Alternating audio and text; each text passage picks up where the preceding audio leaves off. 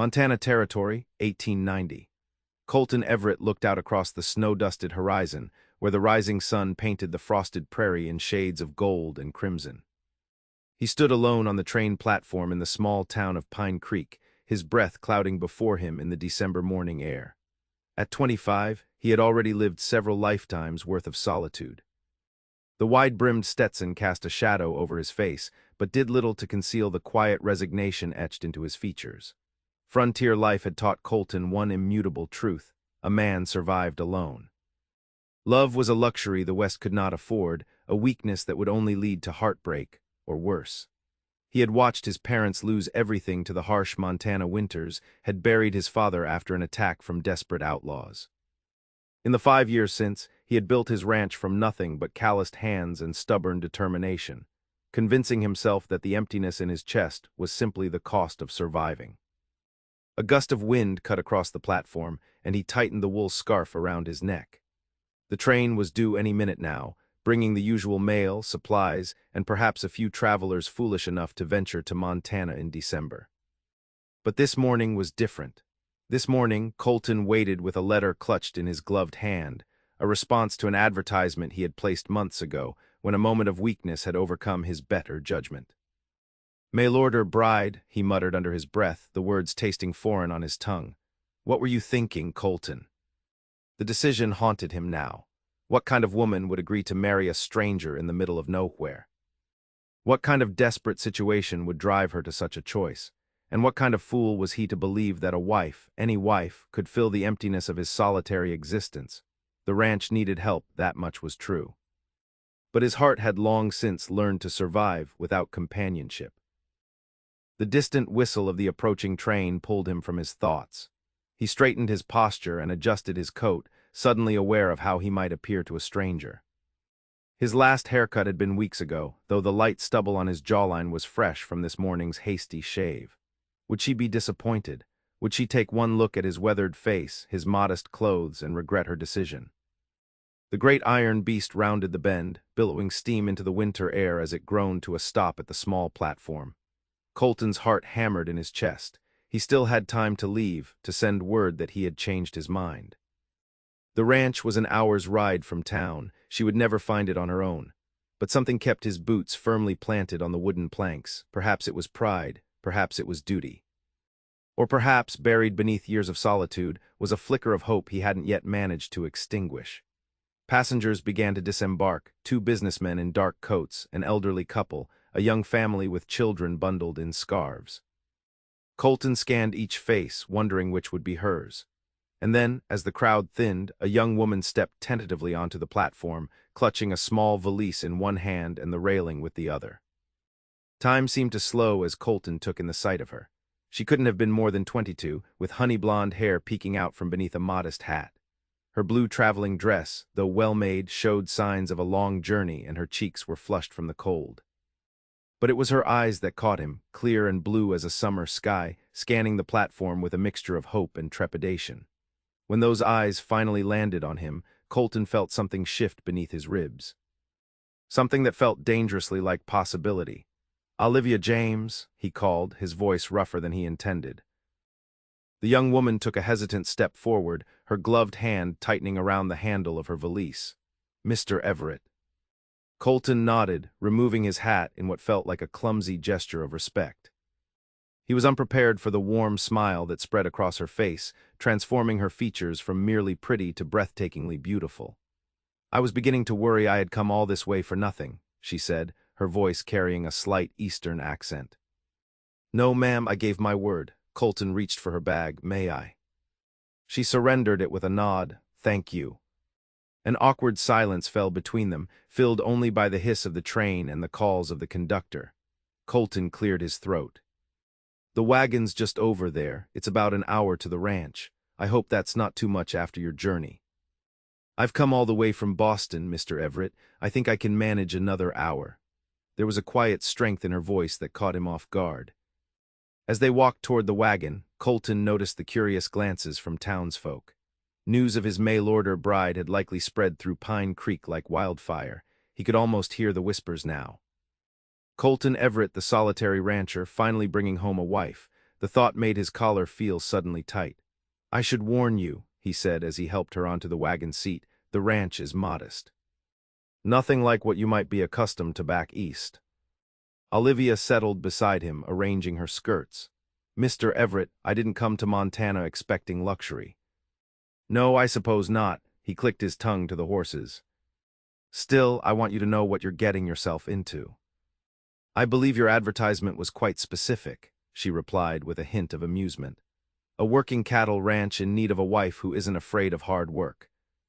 I assure you I know what I've agreed to." The wagon pulled away from town, and Colton found himself stealing glances at the woman beside him. What had driven someone like her, young, beautiful, clearly educated, to answer an advertisement from a stranger? What was she running from, or perhaps more troublingly, what was she running toward? "May I ask you something, Miss James?" "I believe we're well past formalities, Mr. Everett. Considering the circumstances, you might as well call me Olivia." Olivia, then. The name felt strange on his tongue. "Why did you answer my advertisement? Surely you had options in Boston." She was quiet for a long moment, watching the snow-covered landscape roll by. "Not the kind of options that appealed to me," she finally said. "My father died last spring, my mother years before that. I was left with a cousin who made it clear that at 22 I was quickly becoming a burden." "I'm sorry for your loss," Colton said, meaning it. "Thank you," her gloved hands twisted in her lap. "My cousin had plans to marry me off to a business associate, a man 30 years my senior who looked at me like, well, it doesn't matter now. I saw your advertisement in the paper and something about it spoke to me. The honesty of it, perhaps. You didn't promise romance or luxury, just partnership, respect. And that was enough to bring you across the country to a stranger." Olivia turned to him then, her blue eyes direct. "Sometimes, Mr. Everett, Colton, a known difficulty is preferable to an uncertain fate. You were forthright about the challenges. I appreciated that." Her words settled over him, and Colton found himself nodding. They were not so different, perhaps. Both choosing their struggles carefully, both seeking some measure of control over their lives. Still, as the wagon crested a hill and the vast emptiness of the Montana wilderness stretched before them, he wondered if she truly understood what waited ahead. "Winter's harsh out here," he said, feeling a responsibility to warn her again. "Town's a long ride in bad weather. Neighbors are few. It can get lonely." "Are you trying to frighten me away before we even reach your home?" There was no accusation in her voice, only curiosity. "Just being honest." "Then allow me the same courtesy." Olivia straightened on the seat beside him. "I am not naive, nor am I fragile. I have made my choice with open eyes. The question now is whether you intend to honor yours, or if you're having second thoughts about bringing a wife into your life." The directness of her question caught him off guard. "I placed the advertisement," he said after a moment. "I made a commitment." "That's not what I asked." Colton tightened his grip on the reins. How could he explain that he had placed that advertisement during a moment of weakness, after a winter storm had left him trapped alone in his cabin for nearly a week?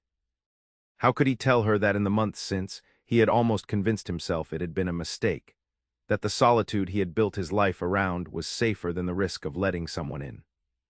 "I don't know much about being a husband," he admitted finally, "but I know about keeping my word. I'll provide for you, protect you, treat you with respect." "And will you try," she asked softly, "to make this work? Whatever this becomes between us." The question hung in the cold air between them. Ahead, the sun broke fully over the horizon, painting the snow-covered plains in blinding white and gold. Somewhere in the distance, Colton knew, his ranch waited, the life he had built alone, the empty rooms he had convinced himself were enough. "I will try," he said, and was surprised to find he meant it. Olivia nodded, apparently satisfied. "Then that's where we'll begin."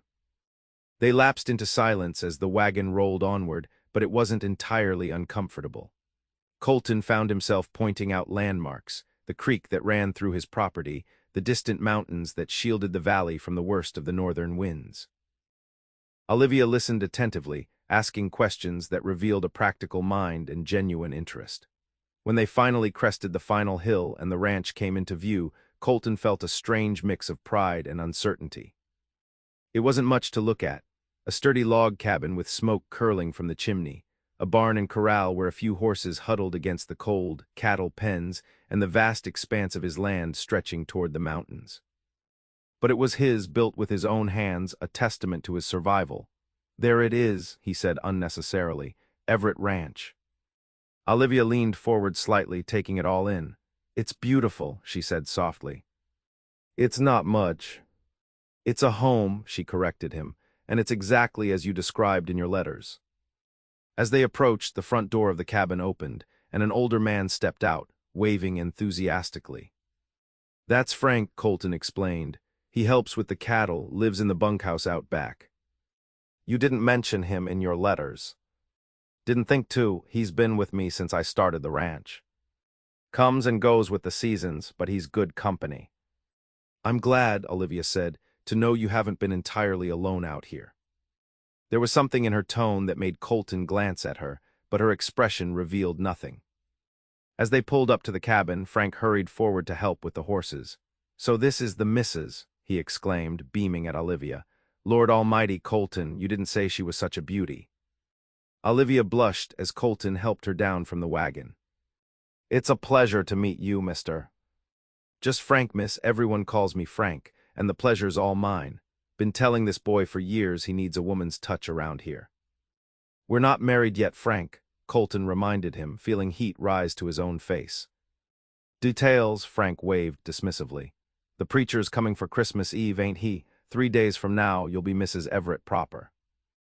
Olivia's eyes widened slightly, and Colton realized he hadn't mentioned the timing in his letters. "If that suits you," he added quickly, "we can wait if you'd prefer more time." "No," she said after a moment, "Christmas Eve is perfect, actually, if the preacher is already arranged." Frank looked between them with undisguised delight. "Well then, let's get the lady settled. I've got stew on the stove and the place is swept clean as it's ever been." As they entered the cabin, Colton watched Olivia's reaction carefully. The main room served as both kitchen and living area, with a stone fireplace at one end and a sturdy wooden table at the other. A door led to his bedroom, their bedroom soon, he realized with a jolt, and a small second room that he had cleared out in preparation for her arrival. It was simple but solid, the floors swept clean, the shelves stocked with provisions. "I'll just be getting your trunk from the station later," Frank said, stirring something that smelled of beef and vegetables. "Train master said he'd hold it." "Thank you," Olivia said, removing her gloves. "That's very kind." "Least I could do, been praying for this one to find himself a good woman." He jerked his head toward Colton. "Too long alone ain't good for a man's soul." "Frank," Colton warned, "just speaking truth," the older man replied cheerfully. "Now, why don't you show the lady around while I finish this stew?" "Got fresh bread, too." Colton nodded, grateful for the suggestion. "Would you like to see the rest?" he asked Olivia. "Please." He showed her the small bedroom he had prepared, furnished with a narrow bed, a chest of drawers, and a mirror. "I thought you might want your own space," he explained awkwardly. "At least at first, until after the wedding, and even then if you prefer." "It's very thoughtful," she interrupted gently. "Thank you." Next came his bedroom, their future bedroom, with its large bed and simple furnishings. Olivia didn't comment, but her cheeks flushed slightly as she took it in. Finally, he showed her the barn, the corrals, and the smokehouse where winter meat hung curing. "The cattle are mostly in the south pasture for winter," he explained. "We'll move them with the seasons. Spring calving happens in the sheltered valley beyond that ridge." Olivia nodded, taking it all in. "You've built something remarkable here, Colton." "It's not much compared to—" "Please stop saying that," she interrupted, her voice firm but kind. "This is a working ranch that you've built from nothing. It's something to be proud of." Colton wasn't sure how to respond to that. Pride wasn't something he allowed himself often. Survival, yes, determination, always. But pride felt dangerously close to contentment, and contentment led to letting your guard down. Still, hearing the genuine admiration in her voice stirred something in his chest. "Thank you," he said simply. As they walked back to the cabin, snowflakes began to drift lazily from the slate-gray sky. Olivia turned her face upward, smiling softly as they landed on her cheeks and eyelashes. The sight of her, this beautiful stranger who had traveled across the country to become his wife, standing in the gentle snowfall outside his home felt like something from a dream. For the first time, Colton allowed himself to wonder if perhaps his moment of weakness in placing that advertisement had been something else entirely. Something like hope. "We should get inside," he said, when he realized he'd been staring. "Storm's coming." Olivia nodded but lingered a moment longer, her eyes on the vast landscape around them. "I think I'm going to be very happy here," she said, almost to herself. Then she turned and walked toward the cabin door, leaving Colton to wonder if he had imagined the wistful certainty in her voice. Inside, Frank had set the table with the ranch's mismatched dishes and was ladling stew into bowls. "Just in time," he announced. "Let's eat before it gets cold." The meal was simple but hearty, beef stew with vegetables from Colton's root cellar, fresh bread, and strong coffee. To his surprise, conversation flowed easily. Frank asked Olivia about her journey, and she described the changing landscapes she'd seen from the train windows with such vivid detail that Colton found himself seeing his own country through new eyes. "And what skills do you bring to ranching life, Miss Olivia?" Frank asked between bites. "Though I reckon just having you here is skill enough for our Colton." "Frank," Colton warned again, but Olivia just laughed. "I'm a fair cook, though perhaps not up to your standards," she said, nodding to the stew. "I can sew, keep accounts, garden. I worked in my father's bookshop, so I'm good with figures and correspondence." "Educated then," Frank said approvingly. "Good, this one barely has time to write to the cattle buyers. Maybe you can help with the business side of things." "If Colton wishes," she said, glancing at him. "Could be useful," Colton admitted. The ranch's accounts were always a headache, and he often found himself struggling to keep track of the correspondence necessary to sell his cattle for fair prices. "And are you much for reading, Miss Olivia?" Frank continued. "Only our Colton here has quite the collection. Surprised me when I first came on. Man reads like he's afraid the books might disappear if he doesn't finish them quick." Colton felt his ears burn. His books were a private indulgence, ordered from catalogs and treasured during the long winter evenings. They were his one concession to a world beyond survival, a secret that felt suddenly exposed. But Olivia's face lit up. "Do you really? What sort of books?" "History mostly," Colton admitted reluctantly. "Some poetry, novels when I can get them." "My father's shop specialized in poetry and classics," Olivia said, her eyes bright with genuine interest. "I grew up surrounded by books. I couldn't bring many with me, but I packed my favorites." "Well now," Frank said, looking between them with a satisfied expression, "seems like you two have something in common after all." The rest of the evening passed in surprisingly comfortable conversation. As the sky darkened outside and the snow continued to fall, Colton found himself relaxing in a way he hadn't expected. Olivia was intelligent and thoughtful, asking questions about the ranch that showed genuine interest rather than mere politeness. When she offered to help with the dishes, insisting over Frank's protests that she wanted to begin as she meant to go on, Colton found himself standing beside her at the wash basin, their shoulders occasionally brushing as they worked. "You must be tired," he said when they finished. "Your room's ready whenever you want to retire." "Thank you," Olivia hesitated, then asked, "Would it be presumptuous to ask if I might see some of your books first?" "Just for a moment." Colton blinked in surprise. Not at all. He led her to the bookshelf in the corner of the main room, where volumes stood in neat rows, organized by subject.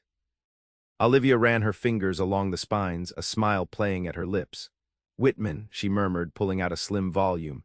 "Tennyson, Shakespeare, of course, Thoreau." She glanced up at him. "These are well-loved books." "Winter nights are long out here," he said, feeling oddly defensive. It wasn't a criticism. She replaced Whitman's collection and selected another book. "I brought my own copy of Wordsworth." "It was my mother's." "You're welcome to read any of these. They're not doing much good just sitting on shelves." "Thank you," she replaced the book carefully. "I think I will retire now if that's all right. It's been a long journey." "Of course." Colton showed her to the small bedroom again, where Frank had already brought in her valise. "There's water in the pitcher if you want to wash." "Outhouse is just behind the cabin. I know it's not what you're used to." "It's perfect," she interrupted gently, "truly." Their eyes met, and for a moment, Colton felt something pass between them, something that belied their status as strangers. Then Olivia looked away, her cheeks flushing slightly. "Good night, Colton, and thank you for honoring your word." "Good night, Olivia." As he closed the door behind him, Colton was struck by the strangeness of having another person in his home, in his life.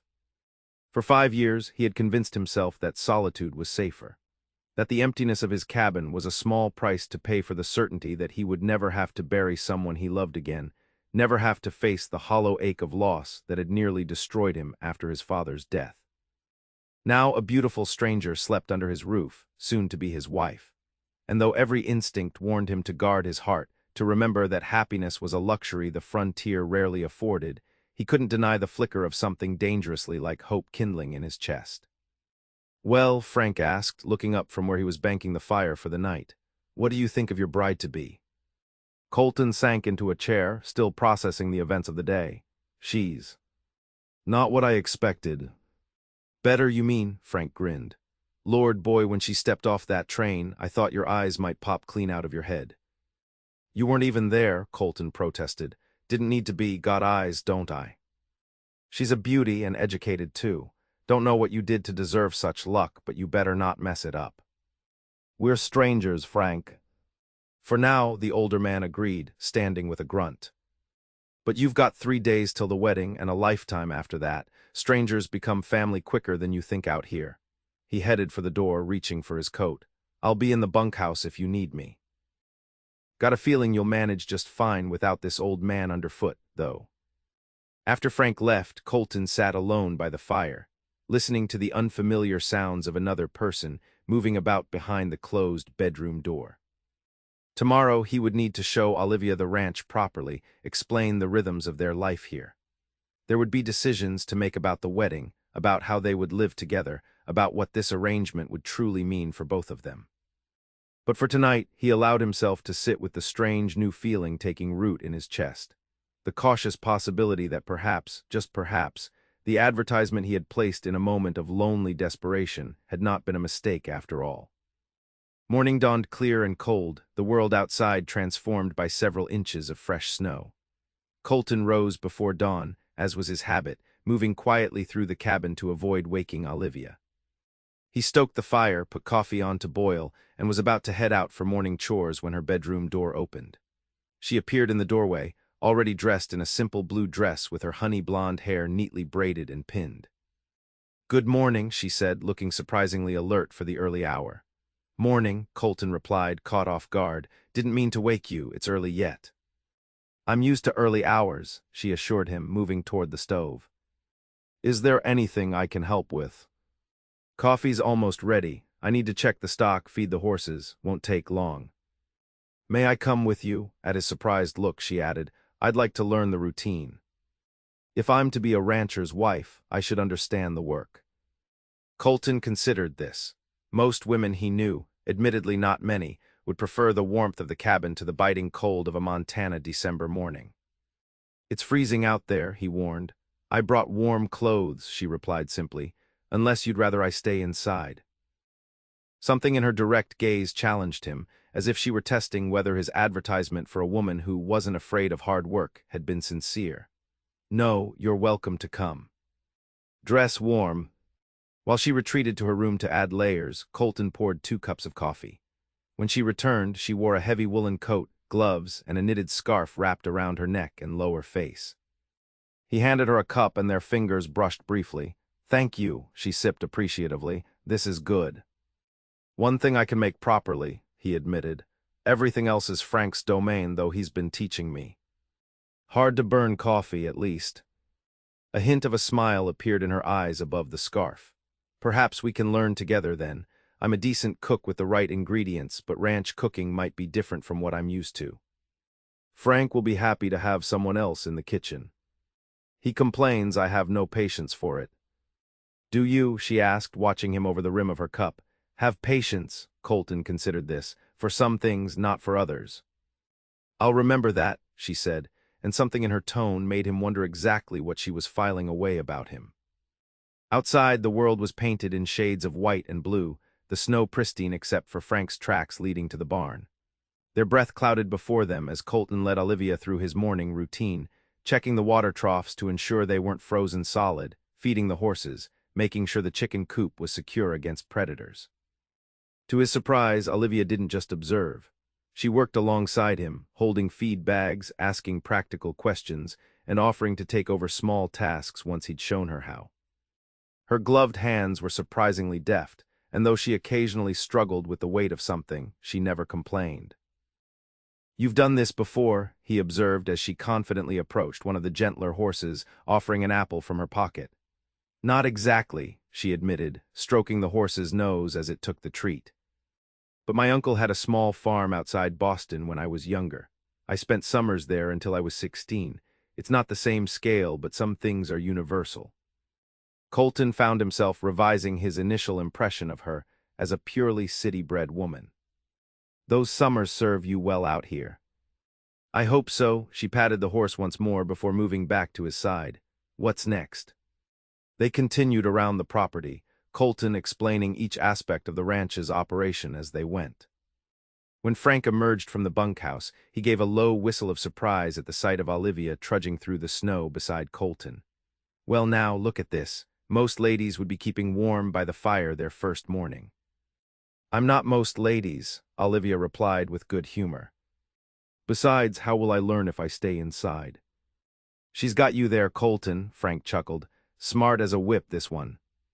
By the time they returned to the cabin, the sun was fully up, and Olivia's cheeks were flushed with cold and exertion. As they stamped snow from their boots at the door, Colton found himself studying her. The way she efficiently unwound her scarf, the small, satisfied smile as she looked back at the tracks they'd made across the yard, the quiet competence in her movements. "What?" she asked, catching his gaze. "Nothing," he said quickly. "Just, you surprised me. Most women wouldn't take to ranch work so readily." "As I said, I'm not most women." She hung her coat by the door. "And I meant what I wrote in my letters. I came here to be a partner, not a burden." "You're not a burden," he said, the words coming out more forcefully than he intended. Olivia looked at him for a long moment, as if trying to read something in his expression. "No," she agreed softly. "I don't think I am." The next 2 days fell into a rhythm that surprised Colton with its ease. Olivia quickly established herself as part of the household, learning the routines of the ranch and making small changes that somehow improved them. She rearranged the kitchen for efficiency, took over the mending that had piled up, and even helped Frank with the cooking, adding herbs she'd found dried in the pantry to transform their usual plain fare. In the evenings, they sat by the fire, sometimes talking, sometimes reading in comfortable silence. Colton found himself sharing stories about the ranch that he'd never thought to tell anyone. How he'd saved for 3 years to buy his first small herd. How he'd built the cabin with only Frank's help during that first brutal winter. How he'd nearly lost everything during the blizzard of '88, but had somehow managed to save most of his cattle. Olivia, in turn, told him about her life in Boston. Her father's bookshop with its regular customers and literary discussions, the loss of her mother to consumption when she was 16, her efforts to keep the shop running after her father's death only to have her cousin sell it from under her. "He was my legal guardian until I turned 21, she explained on the second night as they sat before the fire. "But even after he controlled my inheritance, what little there was, when the shop sold, the money went to him. He claimed it was to manage for me, but I never saw a cent." "That's theft," Colton said, anger flaring on her behalf. "Yes, but legally sound. Women have few rights when it comes to property." She gazed into the fire. "That's partly why your advertisement appealed to me. You offered partnership, a share in something real." She glanced up at him. "Was that truly your intention, or just words to attract a response?" The directness of her question caught him off guard, but he found he couldn't offer anything less than honesty. "I meant it," he said slowly. "This ranch, it's everything I have. I wouldn't offer a share in it lightly, but a wife, a true partner, deserves no less." Something softened in her expression. "Thank you for that. It means a great deal." On the third day, Christmas Eve, the day of their wedding, Colton woke with a knot of anxiety in his stomach. The preacher from Pine Creek would arrive by noon, along with a handful of neighbors Frank had invited as witnesses. By nightfall, he would be a married man, bound by law and God to the woman who slept across the hall, still a stranger in many ways, yet somehow already familiar. He rose quietly and slipped outside to complete his chores, hoping the physical labor would calm his nerves. The sky was overcast, threatening more snow, but the air was still. As he worked, Colton found himself taking extra care with each task, checking the fence line more thoroughly than usual, spending additional time grooming the horses, even straightening tools in the barn that had lain haphazardly for months. Getting things ready for married life. Colton turned to find Frank watching him from the barn door, an amused expression on his weathered face. "Just doing what needs doing," Colton replied, but they both knew it was more than that. "Nervous?" Frank asked, coming to help him with the hay bales. "Should I be?" "Every groom is, I reckon, even those who have known their brides longer than 3 days." Frank paused, leaning on his pitchfork. "She's a fine woman, Colton. Better than you had any right to expect, if you don't mind me saying so." "I don't disagree. But," Colton sighed, setting down his own fork, "but I don't know if I can be what she needs." "What she deserves." "And what's that?" "A husband who knows how to care for someone, how to build something more than just survival." He gestured vaguely. "I've been alone a long time, Frank, by choice. I'm not sure I remember how to be anything else." Frank was quiet for a moment, considering this. "Way I see it, you've got two choices. You can keep believing that being alone is safer, that caring for someone means risking loss, or you can take a chance on something better." He pointed toward the cabin, where smoke curled from the chimney. "That woman in there has already taken a mighty big chance on you. Question is, are you brave enough to do the same?" Before Colton could answer, they heard the sound of approaching horses. "That'll be the neighbors," Frank said. "Better get yourself cleaned up. Can't have you marrying that fine lady smelling like the barn." As Colton walked back to the cabin, Frank's words echoed in his mind. Was he brave enough? He had faced down rustlers, survived blizzards, built a ranch from nothing. But opening himself to the possibility of love, of loss, seemed far more daunting than any physical danger he had ever confronted. Inside, he found Olivia setting the table with their best dishes, mismatched china that had been his mother's, preserved carefully through the years. "The neighbors are arriving," he said, suddenly acutely aware of his work clothes and the hay dust on his boots. Olivia looked up, and for the first time since her arrival, he saw uncertainty in her eyes. "Is it strange," she asked softly, "to be marrying a woman you barely know?" The vulnerability in her question caught him off guard. "Yes," he admitted, "but perhaps no stranger than traveling across the country to marry a man you've only written to." A small smile touched her lips. "Perhaps not." They stood there for a moment, the reality of what they were about to do hanging between them. Then Colton cleared his throat. "I should change. The preacher will be here soon." "Yes, of course." Olivia smoothed her hands over the tablecloth. "I'll finish setting up here." In his room, Colton changed into his best clothes. A dark suit he rarely wore, a clean white shirt, a tie that had belonged to his father. As he struggled with the tie, there was a soft knock at the door. "Yes," he called. "It's me," Olivia's voice came through. "Frank said you might need help with your tie. He claims you never get it straight." Colton hesitated, then opened the door. Olivia stood there, already dressed for the wedding in a simple gown of deep blue that brought out the color of her eyes. Her honey blonde hair was arranged in an elegant knot at the nape of her neck, with a few soft tendrils framing her face. She looked, Colton thought, like something from another world, too beautiful for his rough cabin, too refined for his calloused hands. "May I?" she asked, gesturing to the tie hanging loosely around his neck. "Please," he managed, his mouth suddenly dry. She stepped closer, and Colton caught the faint scent of lavender as her fingers worked deftly at his collar. Her face was set in concentration, her brow slightly furrowed. At this proximity, he could see the fine texture of her skin, the subtle curve of her lips, the sweep of her eyelashes as she focused on her task. "There," she said finally, smoothing the tie against his chest. Her hands lingered for just a moment, and when she looked up, their faces were mere inches apart. "Much better." "Thank you," he said, his voice rougher than he intended. A flush of color rose to her cheeks, but she didn't step back immediately. "Colton," she began, her voice hushed, "before we do this, I need to know something." "What is it?" "Do you think, that is, do you believe we might eventually?" She trailed off, seeming unable to find the right words. "Might what?" he prompted gently. Olivia took a deep breath. Do you think we might eventually find happiness together, not just partnership or convenience, but true happiness? The question struck at the heart of the doubt Colton had been carrying since her arrival. Could he allow himself to hope for happiness when for so long he had settled merely for survival? I don't know, he answered honestly. I haven't thought about happiness in a long time, but these past 3 days, he paused, searching for the right words. These past 3 days have been good, better than good. And I hope, there could be more days like them. It wasn't quite a declaration, but Olivia seemed to understand what he couldn't fully express. She nodded, a small smile touching her lips. That's enough, she said softly. For now, that's enough. The sound of more arrivals outside broke the moment between them. Olivia stepped back, straightening her skirts. I should finish getting ready, she said. The guests are here. As she turned to go, Colton caught her hand. Olivia, he said, surprising himself with the gesture, you look beautiful. Her smile deepened, transforming her face in a way that made his heart skip.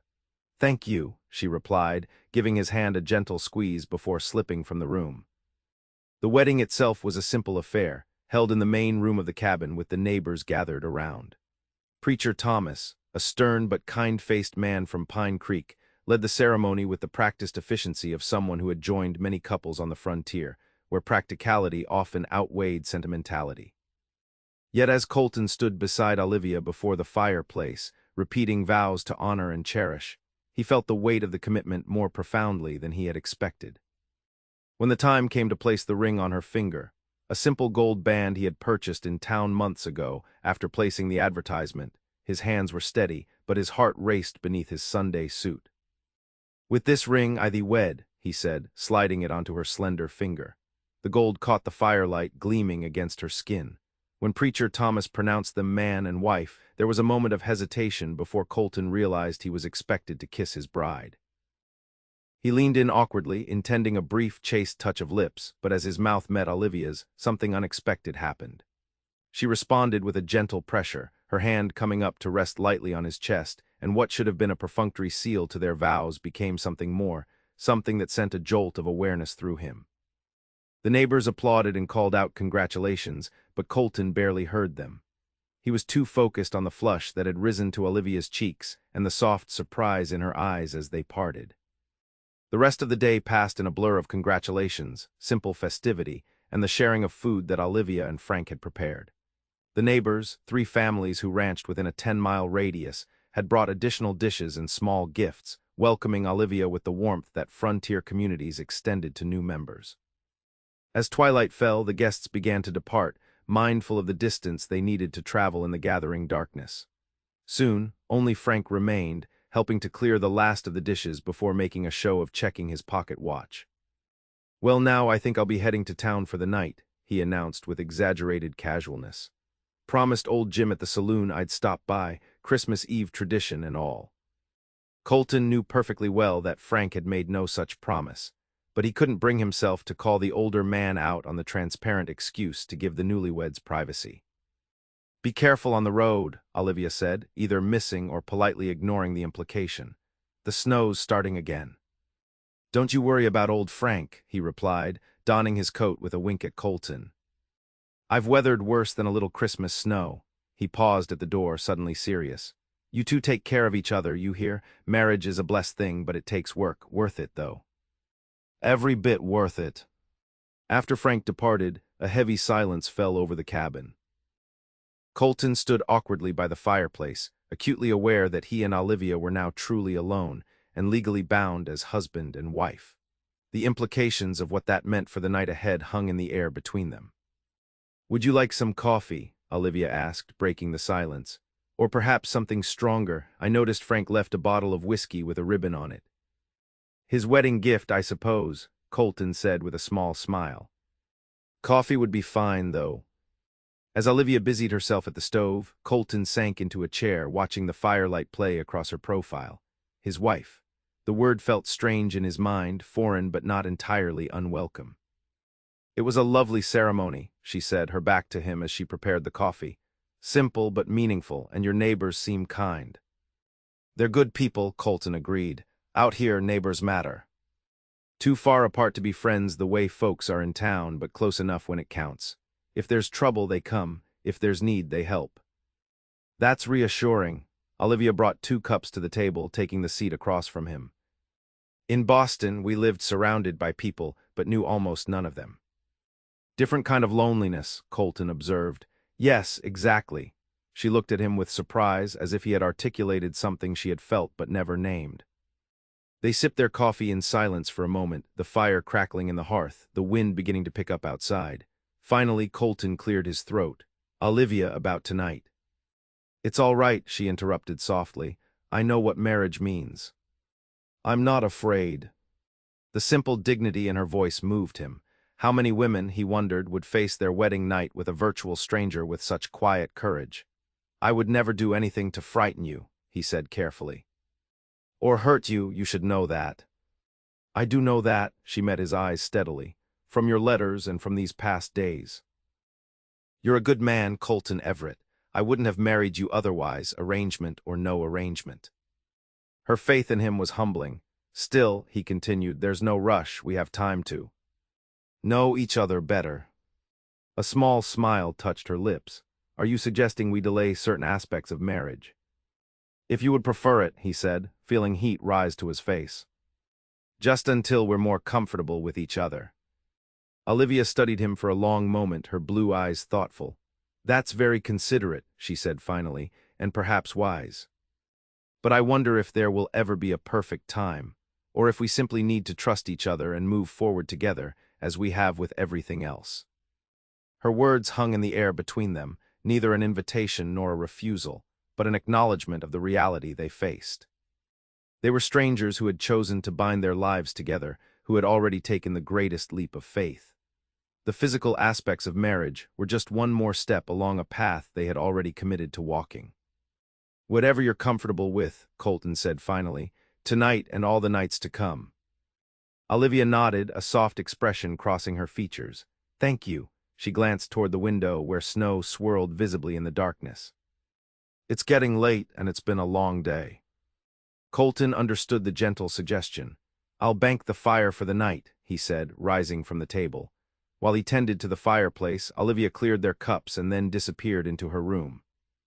Colton moved around the cabin, checking the doors and windows against the building storm, his mind churning with thoughts of the woman who was now his wife, legally and in the eyes of God, but still in many ways a stranger. When he finally entered his bedroom, their bedroom now, he supposed, though they hadn't discussed the sleeping arrangements, he found Olivia already there, sitting at the edge of the bed in a white nightgown, her honey-blonde hair loose around her shoulders. The single lamp cast her in soft golden light, and Colton felt his breath catch at the sight of her. I hope you don't mind, she said, a hint of uncertainty in her voice. It seemed the right thing. Being our wedding night. I don't mind, he managed, suddenly very aware of his own awkwardness. Olivia looked down at her hands where the gold band gleamed on her finger. I've never shared a room with anyone before, she admitted. Not since childhood with my cousins. Nor I, Colton said, except once with Frank when we were building the cabin and it was too cold for him to use the tent. He snores something terrible. The small joke broke some of the tension, and Olivia laughed softly. I promise not to snore, she said. At least, I don't think I do. I wouldn't know if you did, Colton replied, relief washing through him at the ease returning between them. I sleep like the dead once I'm out. They smiled at each other, the moment of connection somehow more intimate than any physical touch could have been. Then Olivia nodded toward his clothes. You should change, she said gently. I'll turn away. Colton retrieved his nightclothes from the dresser and changed quickly, hyper-aware of Olivia's presence even with her back turned. When he was decent, he cleared his throat. All done. She turned back, and they regarded each other awkwardly for a moment before Colton gestured to the bed. Which side do you prefer? I usually sleep in the middle, she admitted with a small smile. But the right side, I think. Colton nodded and moved to the left side of the bed, pulling back the covers. They both slipped under the quilts, careful to maintain a respectful distance between them. The bed was large enough that they could lie without touching, but small enough that Colton could feel the warmth of her presence beside him. Good night, Olivia, he said softly, reaching to turn down the lamp. Good night, Colton, she replied, her voice equally hushed in the darkness. Merry Christmas. Merry Christmas, he echoed, suddenly remembering the significance of the date. Their wedding day would always coincide with Christmas Eve, their anniversary a gift in itself. As he lay in the darkness, listening to the soft sound of Olivia's breathing beside him, Colton found himself revisiting Frank's words from earlier that day. Was he brave enough to take a chance on something more than mere survival? Could he allow himself to hope for the kind of happiness that had seemed impossible for so long? The answer didn't come easily, but as sleep began to claim him, Colton realized that for the first time in years, he was no longer alone on Christmas Eve. And that perhaps was gift enough for now. Morning broke clear and cold, sunlight streaming through the frost-covered windows of the cabin. Colton woke to find himself alone in the bed, though the impression of Olivia's head on the pillow beside his remained. For a moment he wondered if he had dreamed the events of the previous day. The wedding, the neighbors' congratulations, the quiet intimacy of falling asleep beside his new wife. Then he heard movement in the main room, and the scent of coffee and something sweet drifted through the door. He rose and dressed quickly, running a hand through his sleep-tousled hair before stepping into the main room. Olivia stood at the stove, already dressed in a simple green dress that he hadn't seen before. Her hair was braided and pinned up, and she was humming softly as she stirred something in a pot. "Merry Christmas," she said without turning, somehow sensing his presence. "Merry Christmas," he replied, momentarily taken aback by the domestic scene before him. "You're up early." "It's Christmas," she said, glancing over her shoulder with a smile. "And our first day as husband and wife, it seemed fitting to start it with something special." She gestured to the pot. "Cinnamon porridge. My mother used to make it on Christmas morning." Colton moved to the stove, peering into the pot where oats simmered with cinnamon, dried apples, and what looked like the last of the honey. "Smells good," he said honestly. "It's nearly ready. Coffee's hot if you'd like some."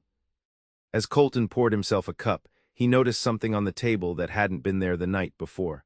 A small package wrapped in brown paper and tied with a simple string. "What's this?" he asked, gesturing to it. Olivia glanced up from the stove, a flush rising to her cheeks. "It's for you," she said. "A Christmas gift. It's not much, but—" "You got me a gift." Colton was genuinely surprised. With everything that had happened, the journey, the wedding preparations, he wouldn't have expected her to think of such a thing. "Of course," she said simply, "it's Christmas." Colton felt a pang of guilt. "I don't have anything for you," he admitted. "I didn't think—" "You've given me a home," Olivia interrupted gently. "A new start, that's gift enough." She nodded toward the package. "Open it if you'd like." Colton sat at the table and carefully untied the string. Inside the brown paper was a book, a slim volume bound in blue cloth, Wordsworth, the very one she had mentioned bringing with her that had belonged to her mother. "I can't accept this," he said, looking up at her in astonishment. "It's your mother's." "And now it's yours," Olivia said firmly, bringing the pot of porridge to the table. "I want you to have it, something of mine to add to your collection." The simple gesture touched him more deeply than he could express. That she would give him something so personal, so precious to her, seemed to underscore the commitment they had made to each other the day before. "Thank you," he said, running his fingers over the worn cloth cover. "I'll treasure it." "I hope you'll read it too," she said with a small smile. Wordsworth understood the beauty of simple things, of nature and quiet moments. "I think you might appreciate his perspective." "I will," Colton promised, setting the book carefully aside. "But now I feel I should get you something in return." Olivia shook her head as she served the porridge. "As I said, you already have, but—" She hesitated, then continued, "If you truly want to give me a gift, perhaps we could ride out today so I can see more of the ranch.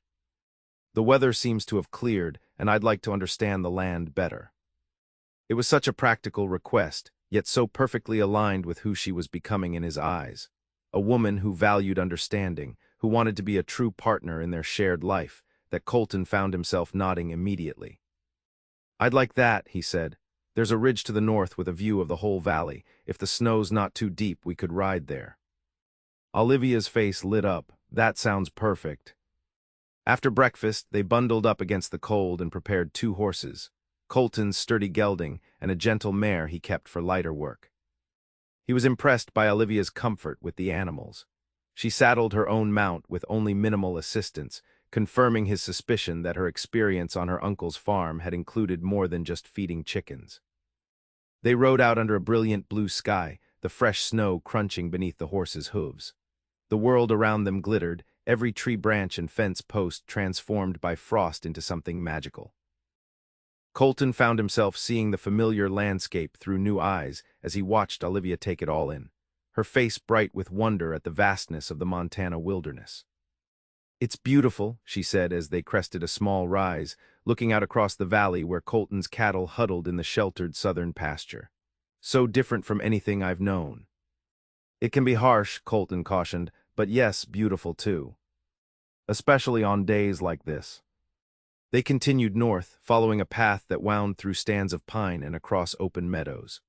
Colton pointed out landmarks, the creek that never fully froze, the old trapper's cabin that had been abandoned before he arrived, the distant mountains that marked the edge of his grazing rights. As they rode, he found himself sharing stories he rarely told. How he'd nearly drowned trying to rescue a calf from that same creek during his first spring here. How he'd spent 3 days tracking a mountain lion that had been killing his calves. How the changing light on the distant peaks had been his only company through many long seasons. Olivia listened with genuine interest, asking questions that revealed her quick mind and practical nature. But she also noticed things he had long since ceased to see, the way the sunlight filtered through the pines, the tracks of rabbits and deer in the snow, the perfect symmetry of frost patterns on fallen leaves. "You have an eye for detail," he observed as she pointed out a nest high in a tree, carefully constructed and now dusted with snow. "My father always said that the world speaks to those who pay attention," she replied. "He taught me to look closely at everything, books, people, nature. There are stories everywhere if you know how to read them." "And what story do you read here?" Colton asked, genuinely curious about her perception of his land, his home.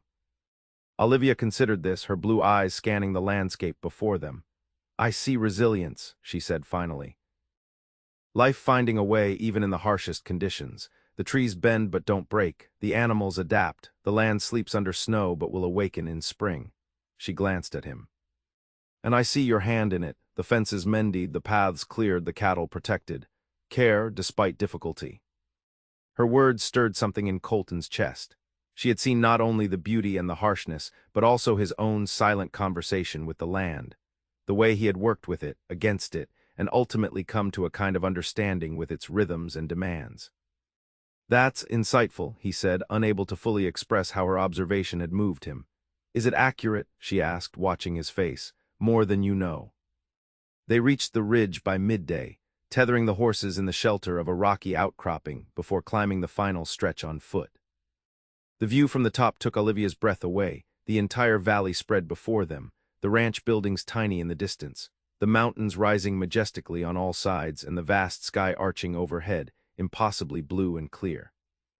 "Now I understand," she said softly. "Understand what?" Colton asked, standing beside her. "Why you chose this place, why you stay despite the challenges." She turned to him, her cheeks flushed with cold and exertion, her eyes bright. "It's worth fighting for." In that moment, with the sun on her face and the vast landscape behind her, Olivia looked so perfectly at home, so much a part of the world he had built, that Colton felt something shift inside him, like ice breaking on a spring river. Without thinking, he reached out and took her gloved hand in his. "Yes," he said simply, "it is." They stood like that for several minutes, hand in hand on the ridgetop, surveying the land that was now theirs together. When they finally turned to head back down, Colton didn't release her hand, and Olivia didn't pull away. The ride back to the ranch was quieter, both of them absorbed in their own thoughts. Yet it wasn't an uncomfortable silence. Rather, it felt like the natural pause between verses of a song, a space to breathe and reflect before continuing. As they approached the cabin, they spotted Frank's wagon in the yard. The older man emerged from the barn as they rode in, waving enthusiastically. "Merry Christmas," he called. "Wondered where you two had gotten off to." "Merry Christmas, Frank," Olivia called back, smiling. "We've been exploring the northern ridge." "In this cold, Lord, girl, you're tougher than you look." Frank helped her down from her horse, giving Colton an approving nod over her head. "Got dinner nearly ready inside. Figured you wouldn't mind company on Christmas Day." "Of course not," Colton said, dismounting. "Let me take care of the horses and we'll be right in." I'll help, Olivia offered, but Frank waved her toward the cabin. Nonsense, can't have a new bride working on Christmas Day. Besides, I need your opinion on the pie I brought. Store-bought, mind you, I'm no baker, but Mrs. Jenkins at the general store makes a fair apple pie. As Olivia allowed herself to be led toward the cabin, she glanced back at Colton, a smile playing at her lips. "Don't be long," she called. Colton nodded, watching as she disappeared inside. Something had changed between them today, up on that ridge with the world spread out before them. He couldn't name it precisely, but he felt it, a warming, a softening, like frozen ground beginning to thaw. Inside the barn, as he removed the saddles and wiped down the horses, Colton found himself thinking about the future in a way he hadn't allowed himself to do for years. Not just the next season, the next cattle drive, the next improvement to the ranch, but a future that included Olivia, a shared life, perhaps eventually a family. The thought should have terrified him, should have triggered the old instinct to retreat into solitude and self-reliance. But instead, he found himself holding it carefully, like a fragile flame in cupped hands, allowing it to warm him. Christmas dinner was a cheerful affair, with Frank at his most jovial, regaling them with stories of his youthful adventures as a trapper and guide. Olivia listened with rapt attention, asking questions that kept the old man talking long after the plates were cleared. Her genuine interest seemed to delight Frank, who Colton suspected was unused to having such an attentive audience. As the short winter day darkened into evening, Frank finally pushed back from the table, patting his stomach with satisfaction. "Best Christmas dinner I've had in years," he declared. "You two make quite the team already." "It was mostly your cooking," Olivia protested. "Ah, but you set a fine table and that matters." Frank rose with a slight groan.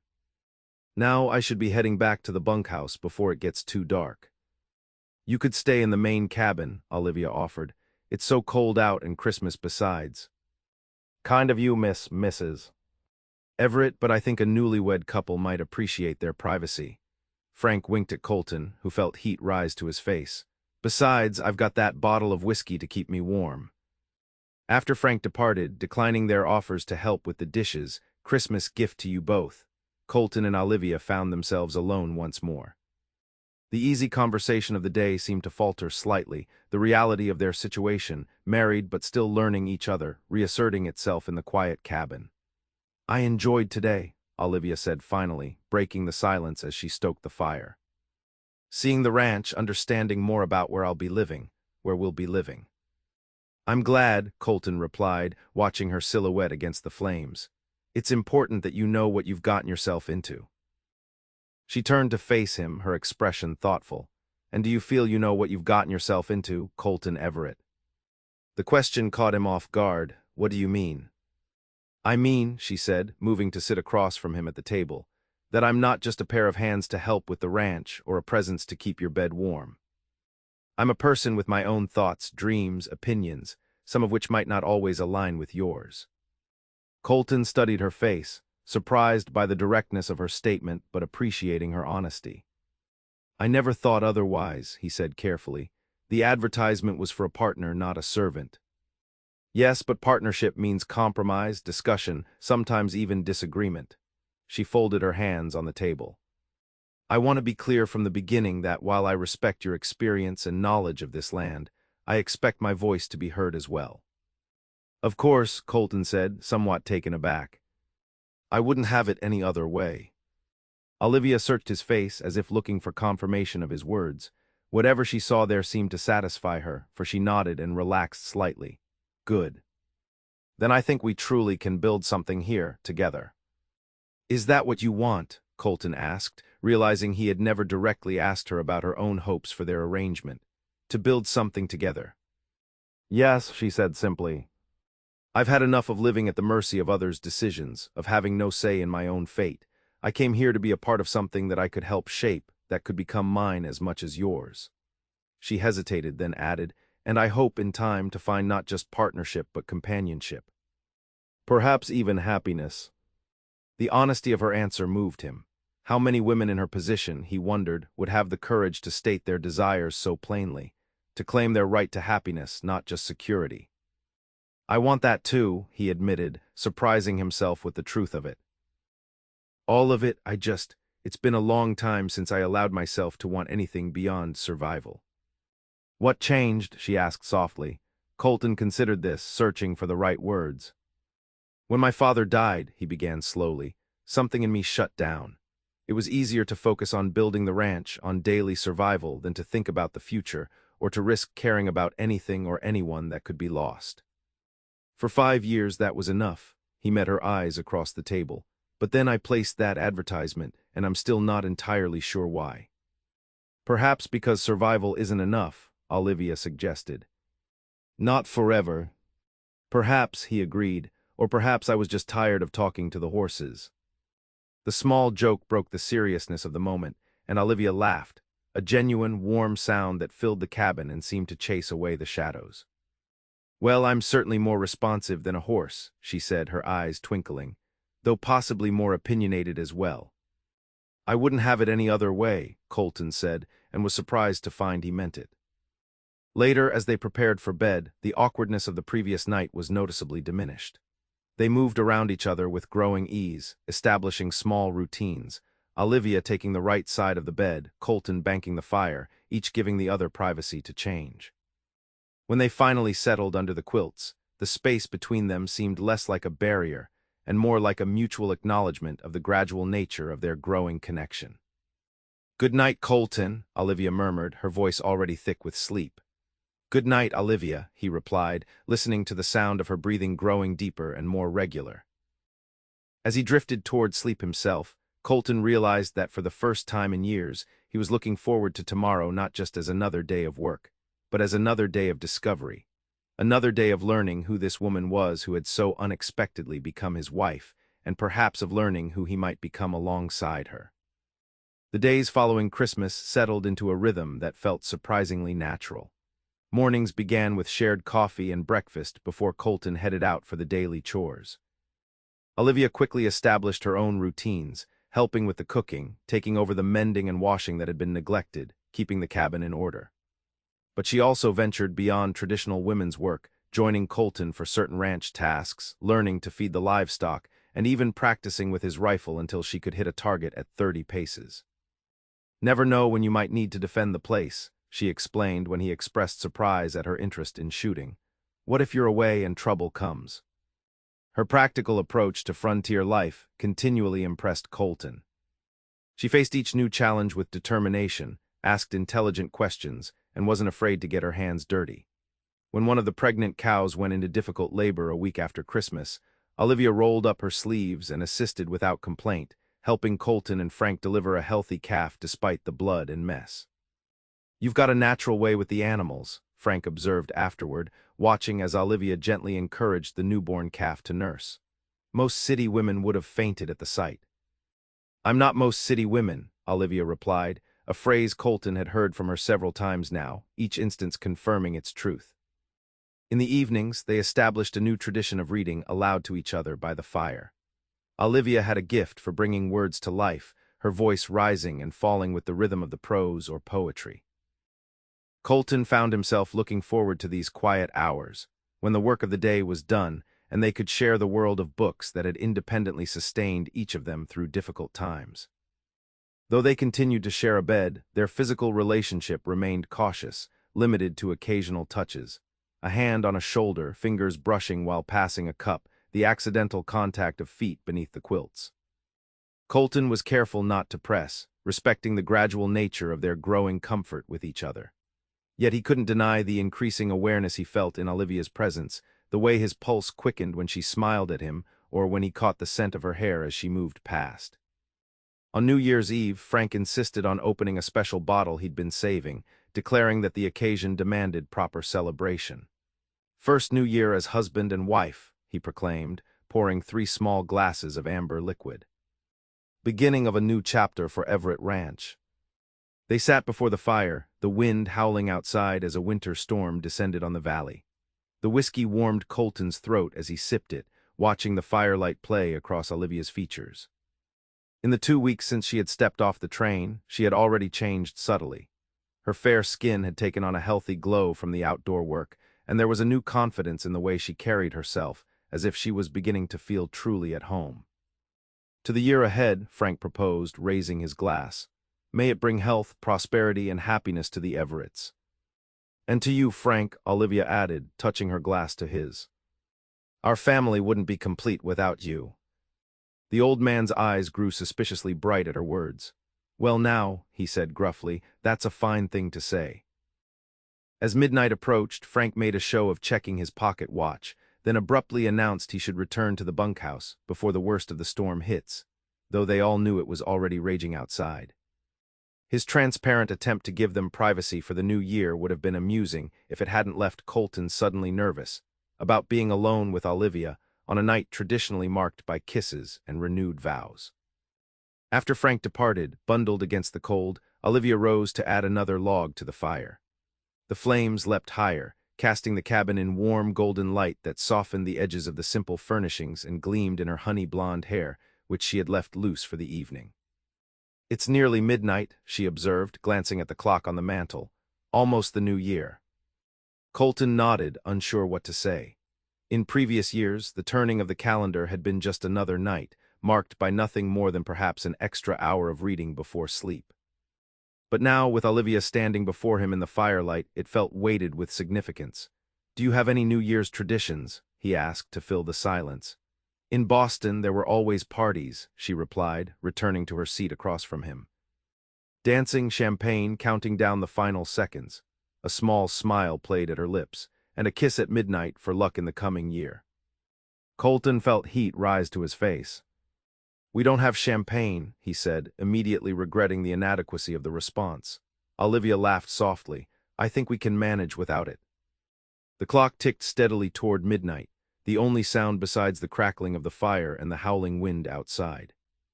When the hands finally aligned at 12, Olivia looked up at Colton, her blue eyes reflecting the firelight. Happy New Year, Colton, she said softly. Happy New Year, Olivia.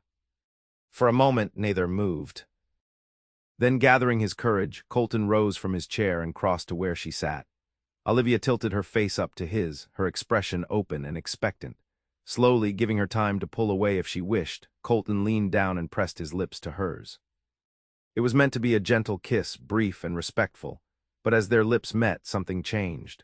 Olivia's hand came up to rest on his shoulder, and she responded with unexpected warmth, her lips soft and yielding beneath his. What began as a traditional gesture deepened into something more, a true kiss, charged with the quiet tension that had been building between them over the past 2 weeks. When they finally parted, Colton found himself breathless, his heart racing beneath his ribs. Olivia's cheeks were flushed, her eyes wide with an emotion he couldn't quite name.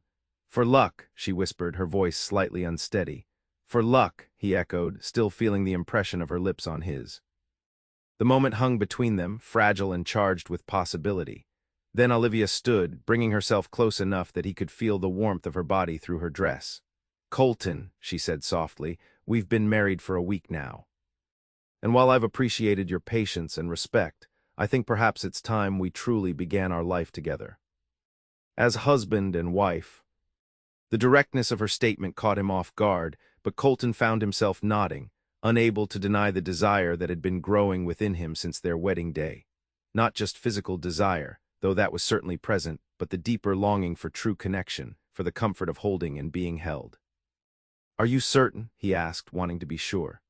In answer, Olivia took his hand and led him toward their bedroom, the firelight casting their shadows long against the cabin walls. What followed was a discovery of each other, tentative at first, then with growing confidence. Colton was gentle, guided by Olivia's responses, mindful that for all her strength and practical nature, this experience was new to her. And if his own experience was limited to a handful of encounters in his younger days, he made up for it with attentiveness, with a genuine desire to bring her pleasure alongside his own. Afterward, as they lay together in the darkness, Olivia's head resting on his shoulder, her hair spilling across his chest, Colton felt a profound sense of rightness settle over him. The storm continued to rage outside, but within the cabin walls, a different kind of storm had broken. The ice around his heart finally melting completely, releasing emotions he had held at bay for too long. Are you all right? He asked softly, his fingers tracing gentle patterns on her bare shoulder. Yes, she murmured, her breath warm against his skin, more than all right. I never expected this, Colton admitted, the darkness making it easier to voice thoughts he might have kept silent in the light of day.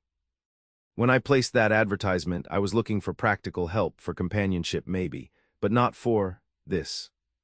This, Olivia prompted, lifting her head slightly to look at him. Colton struggled to find the right words. Feeling like something that was missing has been found, he said finally. Like the ranch is finally becoming what it was always meant to be, not just a place to survive, but a place to live. To build a life. Olivia was quiet for a long moment, her fingers tracing the line of his collarbone. I hoped for this, she confessed. Even as I told myself to be practical, to expect nothing more than partnership and respect, I hoped that we might find something more. That the advertisement that brought us together might be the beginning of a true story, not just an arrangement. And now, Colton asked, his heart quickening at her words. Now I believe it can be, she said simply. If we're both brave enough to let it. The storm raged through the night, but Colton barely noticed it, too absorbed in the wonder of holding Olivia in his arms, of the barriers between them finally breached, of the new intimacy that had transformed their cautious arrangement into something that felt increasingly like love. As January progressed, bringing with it the deepest cold of the Montana winter, the ranch settled into a rhythm that incorporated Olivia completely. She was no longer a guest or even a new bride, but an essential part of its operation, keeping the books in order, managing the household supplies, assisting with the livestock when needed, and transforming the cabin into a true home. Small touches appeared throughout the house. Curtains sewn from fabric she had ordered from the general store, a braided rug before the fireplace, wildflowers preserved from their last bloom and arranged on the table. The changes were subtle but significant, converting what had been merely shelter into a place of comfort and beauty. Colton found himself looking forward to returning to the cabin each evening, to the warmth and light that awaited him there. Their nights together grew increasingly intimate, the initial awkwardness giving way to a deep physical connection that mirrored their growing emotional bond. They learned each other's bodies as they learned each other's minds, with patience, curiosity, and increasing delight. Yet even as their private happiness blossomed, the harsh realities of frontier life continued to assert themselves. A particularly vicious storm in mid-January left them snowbound for nearly a week, the drifts so high that even reaching the barn required shoveling a path through waist-deep snow. Two of the weaker calves didn't survive the cold, despite their best efforts to save them. On the worst night of the storm, as the wind threatened to tear the roof from the cabin, and the temperature dropped so low that water froze in the bucket by the stove, Colton woke to find Olivia gone from their bed. Concerned, he rose and found her at the window, staring out into the howling darkness. "Olivia," he called softly, "is everything all right?" She turned, and in the dim light of the banked fire, he could see the tension in her face. "I'm worried about the livestock," she said. "What if the barn roof gives way, or the cattle break through the fences in the south pasture?" "The barn is sound," Colton assured her, moving to stand beside her. "And the cattle know to shelter against the bluffs in weather like this. They'll be all right." "How can you be so certain?" she asked, her voice tight with anxiety. "So much could go wrong." Colton recognized in her fear something that went beyond concern for the animals, a deeper worry about the precariousness of their existence here, the thousand ways that frontier life could strip away security in an instant. "Because I've seen storms like this before," he said gently, putting his arm around her shoulders. "The ranch has weathered worse. We'll lose some stock maybe, but not everything." "Never everything."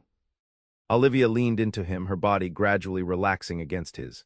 "I'm sorry," she said after a moment. "I'm not usually so fearful. It's just, for the first time in years, I have something to lose. Something that matters to me deeply." "The ranch," Colton thought, but then she continued. "You," she said simply, "us, this life we're building." The words struck him with unexpected force, a confirmation of what he had begun to suspect but hadn't dared to fully believe, that Olivia's feelings for him had grown beyond the practical partnership they had initially agreed upon, just as his had for her. "We're not going to lose this," he promised, tightening his arm around her. "Not to a storm, not to anything." "I won't let that happen." She looked up at him, her eyes searching his face in the firelight.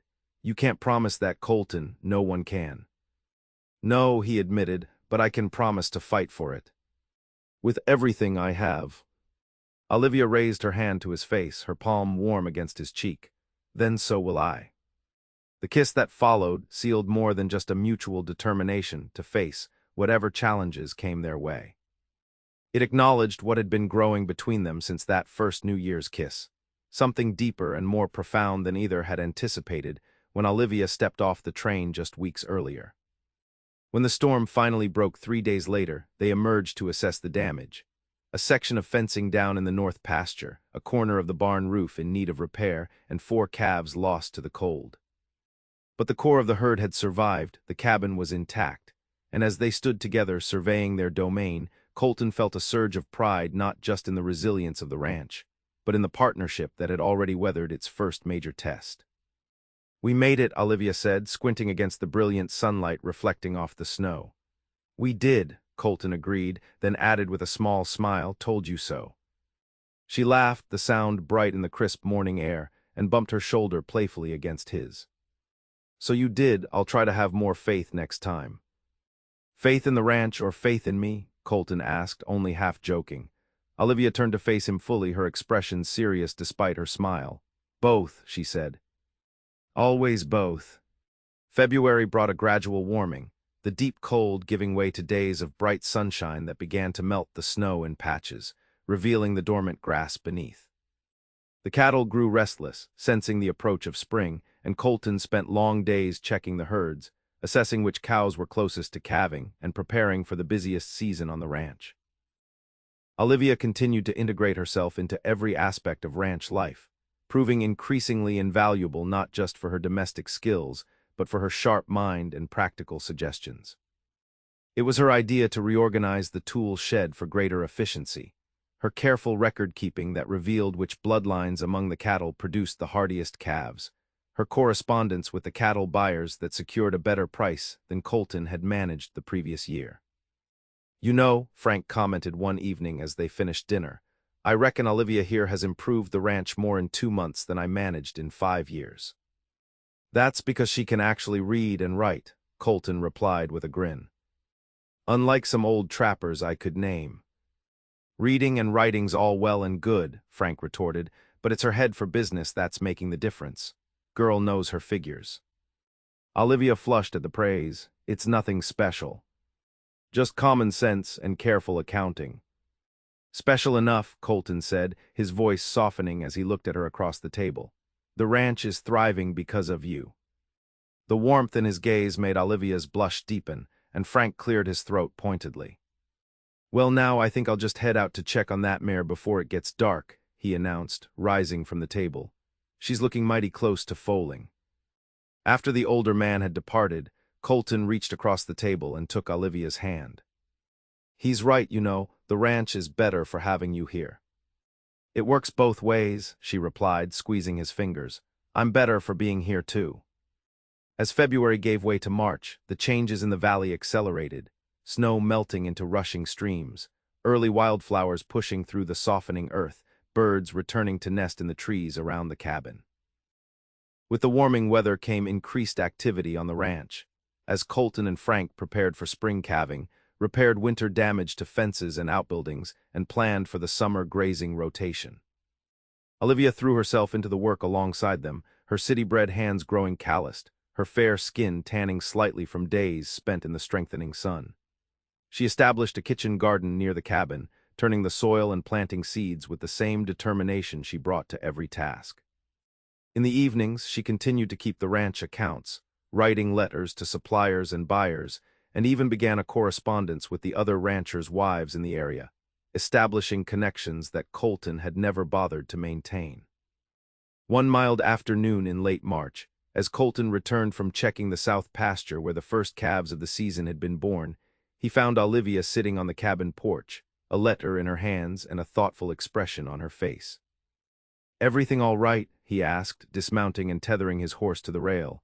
Olivia looked up, seeming to shake herself from deep reflection. "Yes, just a letter from Boston. From my friend Margaret." Colton climbed the porch steps and sat beside her on the rough-hewn bench he had built years ago but seldom used. "Good news, I hope." "Mostly gossip," Olivia replied with a small smile. "Though she does mention that my cousin Thomas is quite put out that I've escaped to the frontier." Apparently, the business associate he wanted me to marry has found another bride, and Thomas blames me for ruining his plans." There was a lightness in her tone, but Colton could hear the underlying tension. "Do you ever regret it?" he asked carefully, "leaving everything behind?" Olivia considered this, her blue eyes thoughtful. "I miss certain things," she admitted. "Books, concerts, the energy of the city. Proper hot baths." This last was said with a wry smile. "But no, I don't regret leaving, not for a moment. Even with all the hardships, the isolation, the work, the weather. Even with all that," she folded the letter and tucked it into her pocket. "I've found something here that I never had in Boston." "What's that?" Colton asked, though he thought he knew the answer. "Purpose," she said simply. "The sense that what I do matters, that I'm building something worthwhile." She paused, then added more softly, "And I've found you." The words hung in the air between them, weighted with meaning. They had not spoken directly of love, though Colton had felt it growing within him, a steady warmth that had replaced the cold caution he had lived with for so long. Now, looking at Olivia in the golden afternoon light, her honey-blonde hair escaping its pins after a day of work, her blue eyes meeting his without reservation, he found he could no longer leave the feeling unnamed. "I love you," he said, the words emerging with unexpected ease, as if they had been waiting just behind his lips for the right moment to appear. "I didn't expect to, didn't think I could, but I do."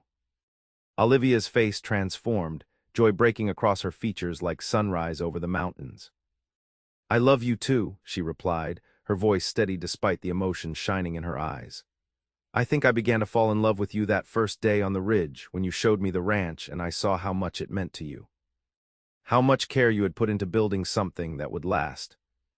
Colton reached for her hand, marveling at how small it seemed in his own, yet how capable he knew it to be. "When I placed that advertisement," he said slowly, "I thought I was looking for help, for practical partnership. I convinced myself that was all I needed, all I could afford to want." "And now," Olivia prompted, her fingers warm against his. "Now I know better," he said simply.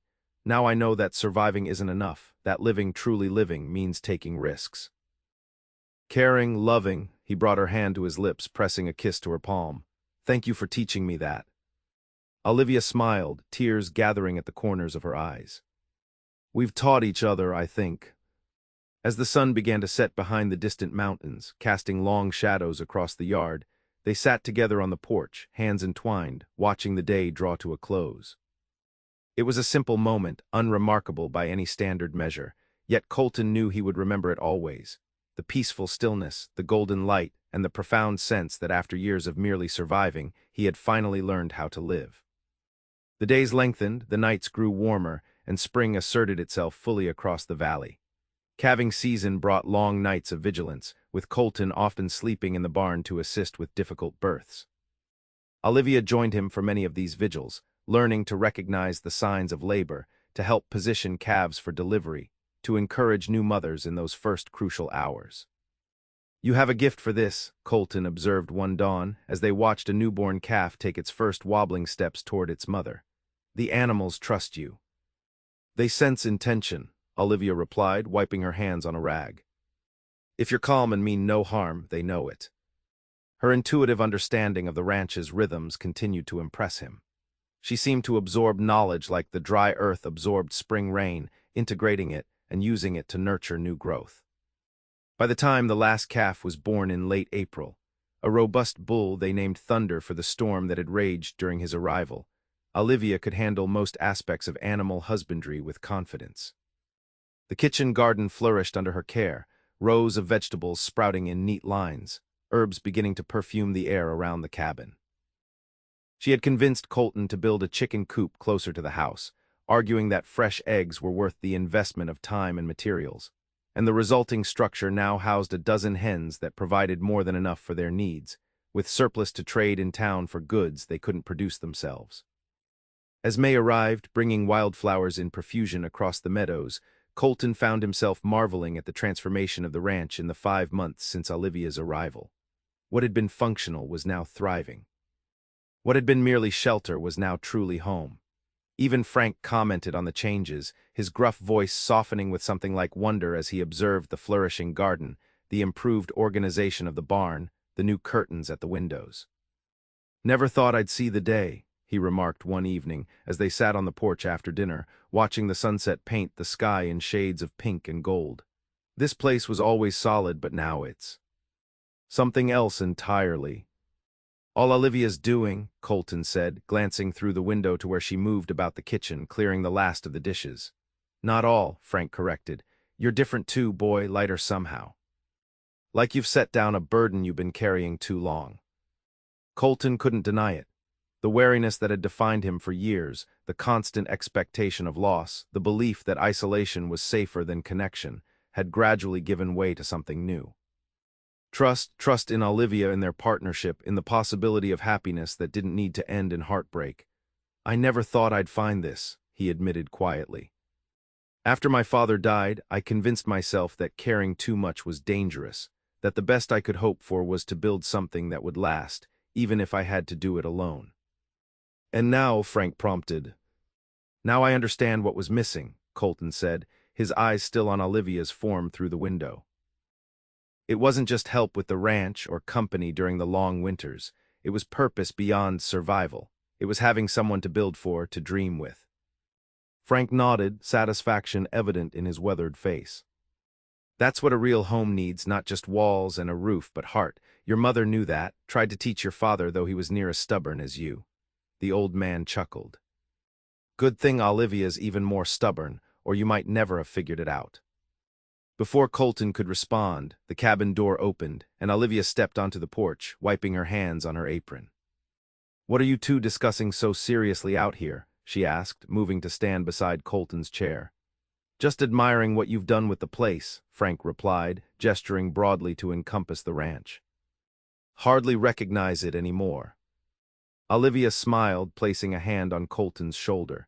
It was always a beautiful ranch. I've just added a few touches here and there. More than a few, Colton said, reaching up to cover her hand with his own. You've made it a home. The warmth in his voice brought a flush to Olivia's cheeks. We've made it a home, she corrected gently, together. As Frank excused himself to check on the new foal, another transparent attempt to give them privacy, Colton drew Olivia down to sit beside him on the bench, keeping her hand in his.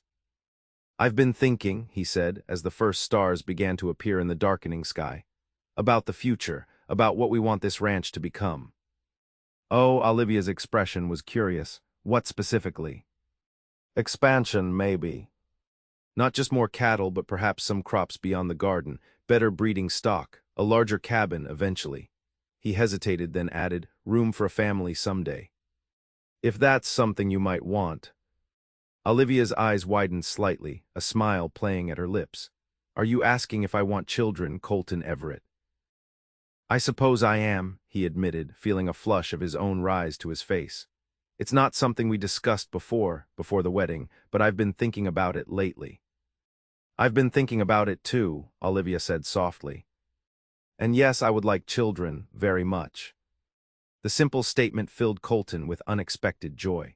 The image of children running through the meadows, learning to ride, helping with the ranch chores, sitting by the fire on winter evenings as Olivia read aloud from her favorite books.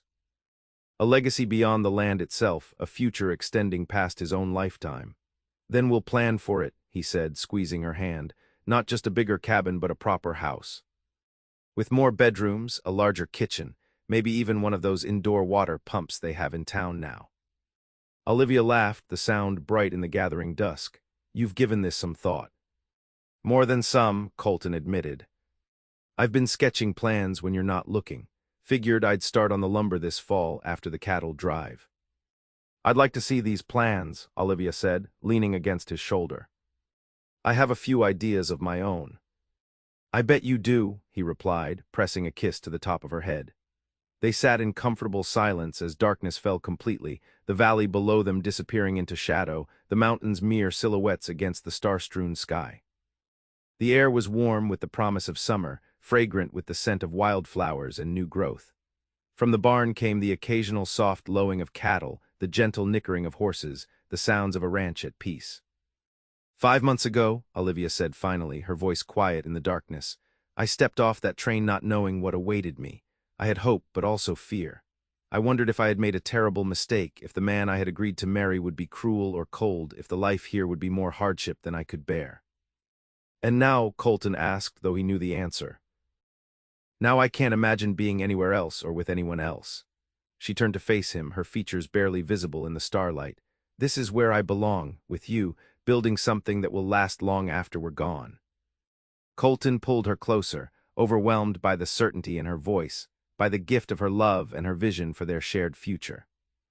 I feel the same, he said simply, the words inadequate to express the depth of his gratitude, his love, his commitment to the life they were creating together.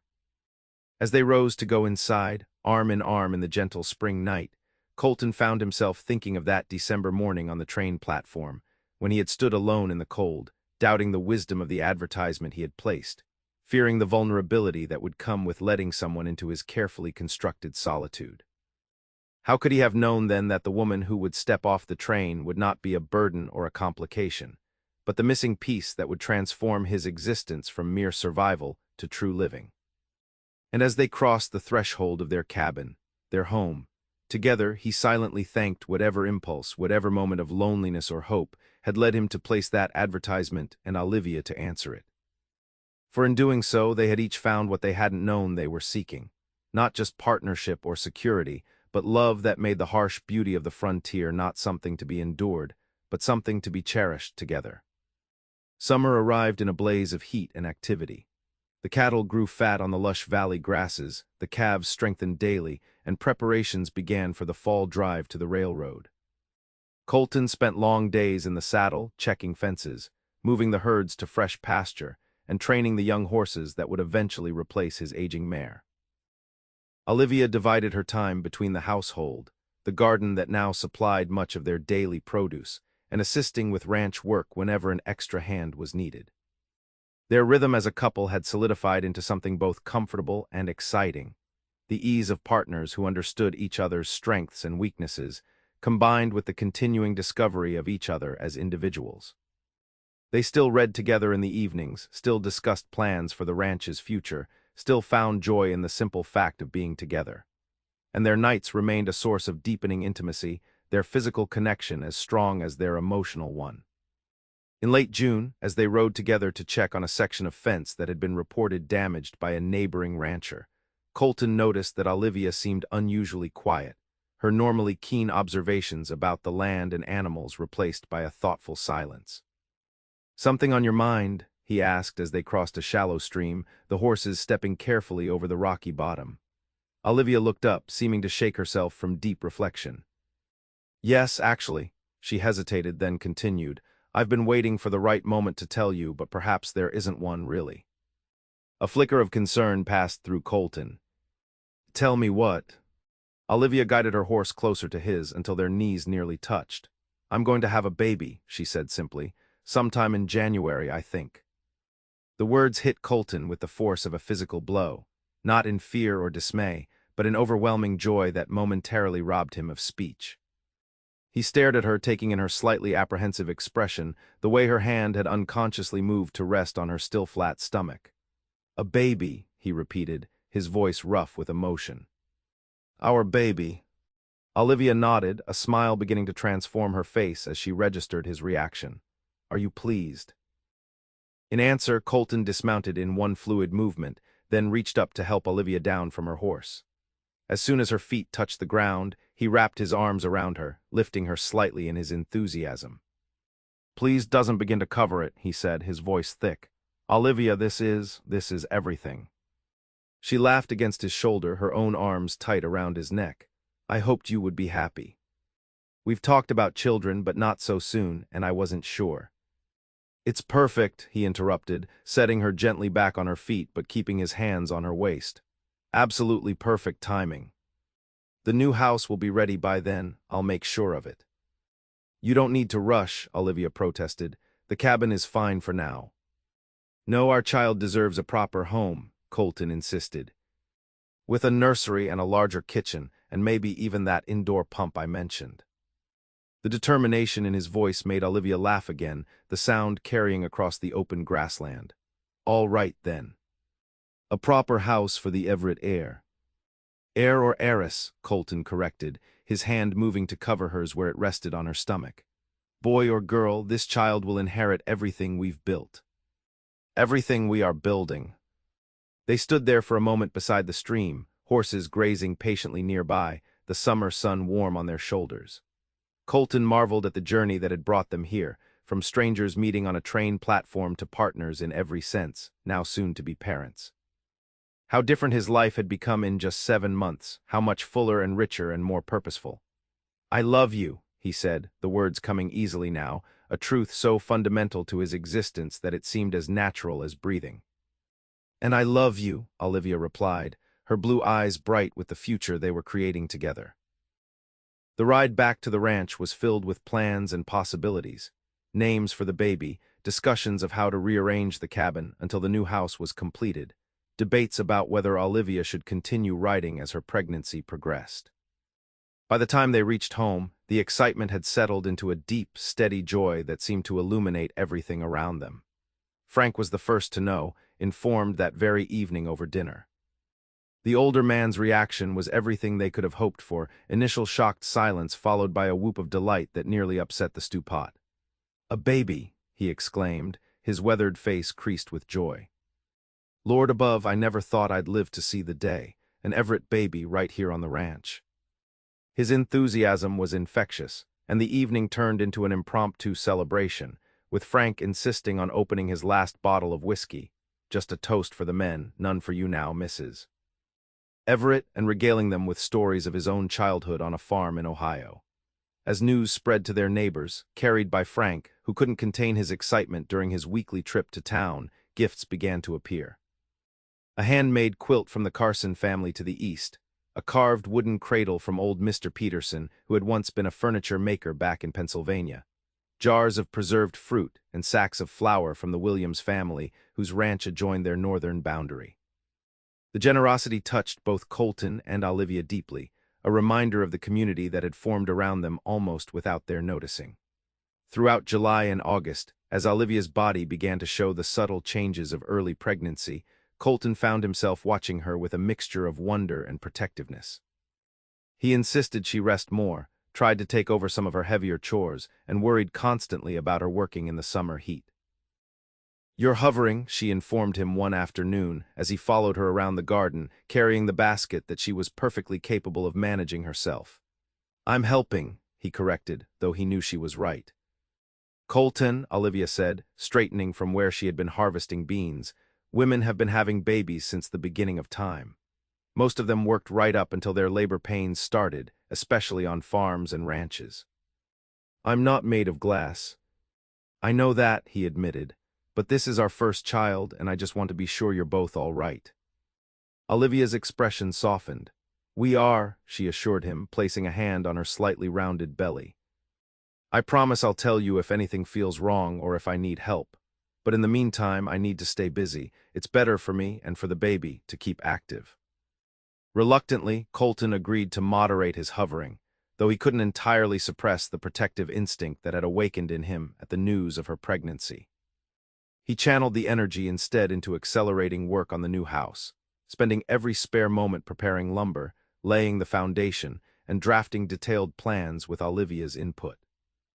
The site they had chosen was just 100 yards from the original cabin, on a slight rise that offered a view across the valley to the mountains beyond.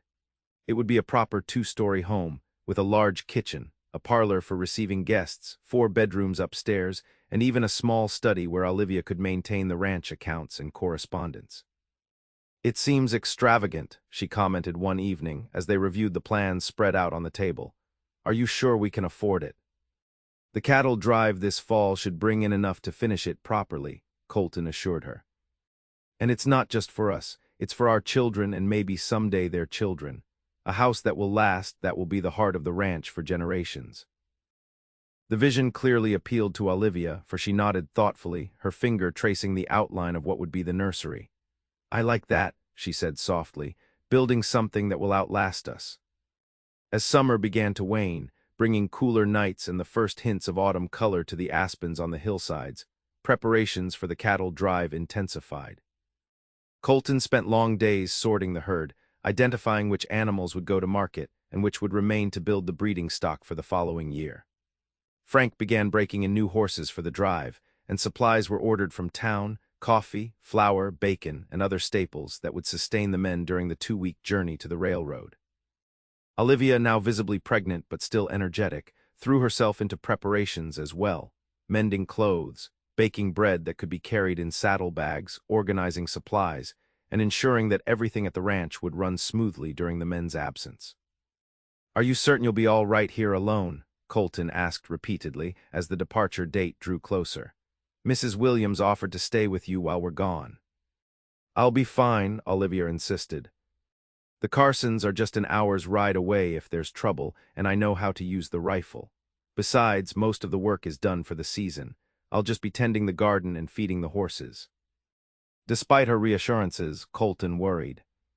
It would be the first time they had been separated since her arrival, and the thought of leaving her, pregnant and alone on the ranch, even for 2 weeks, filled him with anxiety. Yet the cattle drive was essential to their livelihood, the culmination of a year's work and the primary source of income that would see them through the winter and fund the completion of the new house. The night before his departure, as they lay together in their bed, Colton held Olivia close, his hand resting on the gentle swell of her stomach where their child grew. "2 weeks," he murmured against her hair. "No longer, I promise." "I'll be counting the days," she replied, her fingers entwining with his. "But don't rush the drive. Get a good price for the cattle." "That's what matters." "You and the baby matter more," Colton said. Olivia turned in his arms to face him, her expression serious in the dim light. "We'll be fine," she assured him. "This is part of ranch life. You go, you come back. And while you're gone, I'll work on the baby blanket I've started and plan where to put the furniture in the new house." Her practical approach, as always, helped to ground him.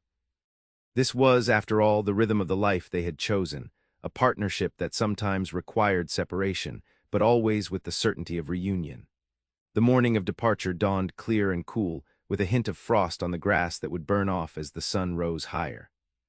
The cattle were already gathered in the holding pen, lowing softly as they sensed the impending journey. Frank and 2 hired hands from town, experienced drovers who joined them each year for the drive, were saddling horses and checking supplies. Colton lingered on the porch with Olivia, reluctant to leave despite the necessity of the drive. "Remember, if there's any trouble," he began, but she pressed a finger to his lips, stopping the familiar litany of instructions. "I know," she said gently. "Signal fire on the ridge, send for the Carsons, use the rifle if necessary. You've told me a dozen times." "I just want to be sure you're safe," Colton said, catching her hand and pressing a kiss to her palm. "And I will be," Olivia promised. "Now go. The sooner you leave, the sooner you'll return." Their goodbye kiss was long and tender, a promise of reunion rather than a true farewell. As Colton finally pulled away, he placed a hand on Olivia's rounded belly. "Take care of your mother," he told the unborn child, feeling somewhat foolish but unable to resist the gesture. "I'll be back before you know it." Olivia's smile was bright despite the tears that shimmered in her eyes. "We'll be waiting." Mounting his horse, Colton took a last look at the tableau, Olivia standing on the porch of their cabin, one hand resting on her stomach, the other raised in farewell, the morning sun catching in her honey-blonde hair. It was an image he would carry with him throughout the drive, a reminder of everything he had found and everything he was working to build. "Let's move him out," he called to Frank and the other men, and with a final wave to Olivia, he turned his horse toward the cattle pen, ready to begin the journey that would help secure their future. The cattle drive was harder than Colton remembered, or perhaps it was simply that he had more to lose now, more reason to hurry home. The days were long, dusty, and physically demanding, with the men up before dawn and working until after sunset to keep the herd moving steadily toward the railroad. Nights brought little rest, with watches to be maintained and unpredictable weather to contend with. Throughout it all, Colton's thoughts constantly returned to Olivia, alone at the ranch. Had the weather held there? Was she managing the daily chores without overexerting herself? Was the baby growing strong and healthy within her? The questions circled in his mind during the long hours in the saddle, unanswerable until his return. Frank, noticing his preoccupation, did his best to distract him with stories and practical conversation about the cattle, the route, the expected prices at market. But even the older man's normally effective chatter couldn't fully pull Colton from his thoughts of home. "She's fine, boy," Frank said on the 10th night as they sat beside the campfire after the other men had turned in. Olivia's got more sense than most men I know, and more grit than all of them put together. She'll be right where you left her, probably with fresh bread baked and the cabin cleaner than when we rode out. I know, Colton admitted, poking at the fire with a stick. It's not that I don't trust her capability. It's just. You miss her, Frank finished simply. Nothing wrong with that, means you found something worth missing. The drive reached the railroad town of Helena right on schedule, and to Colton's relief, the cattle brought an excellent price, better than he had anticipated due to increased demand from eastern markets.